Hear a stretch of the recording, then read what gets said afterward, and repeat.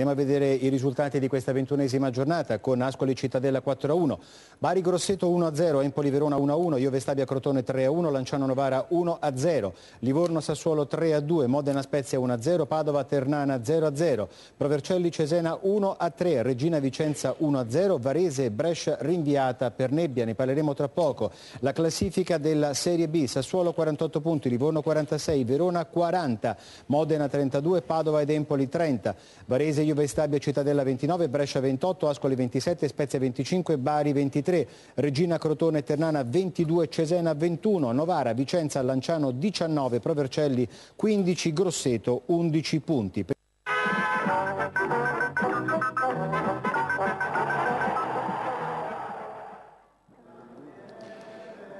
Regina Vicenza è autentica sfida, salvezza al Granillo, Dionigi contro Breda, il grande ex, due allenatori tenuti sotto osservazione, diciamo così, dalle loro società. Ancora turnover negli Amaranto, confermato il 3-5-2, al centro della difesa c'è Freddi, Edie e in panchina, in avanti Comi con Sarno qualche metro più indietro. 4-3-3 per Breda, Martinelli affianca Camisa come centrale difensivo, pacchetto d'attacco con Semioli, Giacomelli e Malongà, arbitra Cervellara di Taranto.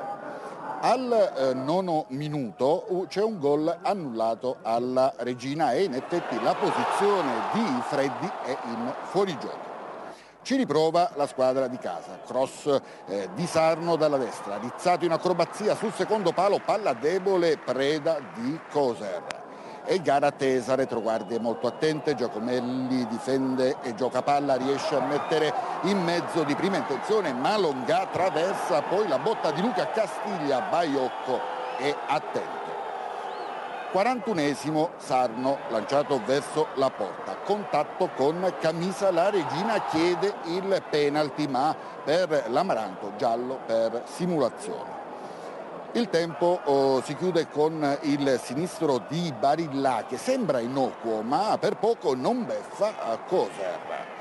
Il montaggio firmato Emanuele Franzese ci porta al 16esimo della ripresa, azione sulla destra, Adejo lancia Armellino esterno destro sul palo protetto da Coser. Risponde il Vicenza che trova, come possiamo vedere, la profondità, poi Padalino di testa, l'inserimento di Martinelli che rovescia sul petto di Baiocco. Proprio come a Grosseto, nel momento in cui sembra essere in difficoltà, ecco la squadra Amaranto. Ceravo, entrato al posto di Sarno, accende il Granillo, interno destro, portiere spiazzato, palo e palla in gol. 1-0 Regina, quinta rete stagionale per l'ex di Atalanta e Pisa. E la gara si chiude ancora con il 25enne attaccante che lanciato verso la porta, prova il diagonale ma in tuffo salva Coser.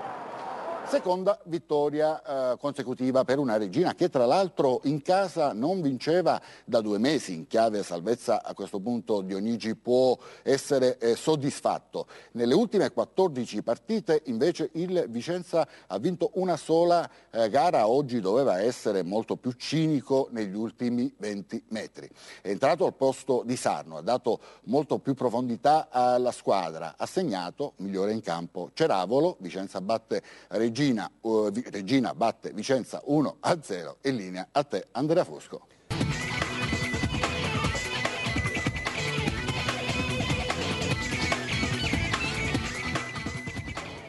Il massimo risultato con il minimo sforzo per 2 volte consecutive. La Regina supera anche il Vicenza per 1-0 e dopo la vittoria esterna con il Grosseto infila il secondo successo consecutivo. Sono i padroni di casa a partire meglio. La squadra di Dionigi fa girare bene il pallone ma fatica a smarcare con precisione Comi e Sarno. Le punte calabresi fanno molto movimento ma la retroguardia vicentina risponde colpo su colpo, costringendo gli Amaranto a tentare la botta da fuori. È sempre Comi l'uomo più pericoloso per la Regina. La punta scuola Milan converge dal vertice sinistro dell'area di rigore e cerca il destro senza però inquadrare la porta.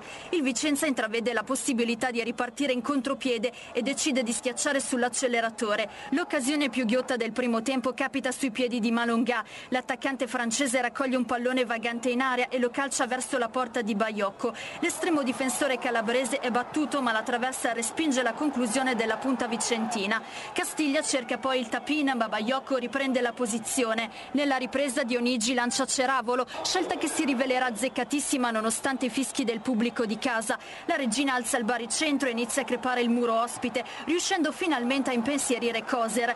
Il Vicenza comunque non si spaventa e ancora una volta mette in mostra come possa essere letale in ripartenza. Tra il condizionale e l'indicativo c'è un Ceravolo di differenza. Al minuto 71 la punta calabrese si accentra e scarica un destro che bacia il palo prima di entrare in porta e regalare il vantaggio ai padroni di casa. Ceravolo ci prende gusto e non si ferma più, rendendosi pericoloso in 2 occasioni nel tentativo di ammazzare la partita. Non serve il 2-0, alla Regina bastano 2 gol in 2 partite per ottenere 6 punti. Per Breda non poteva esserci ritorno più amaro.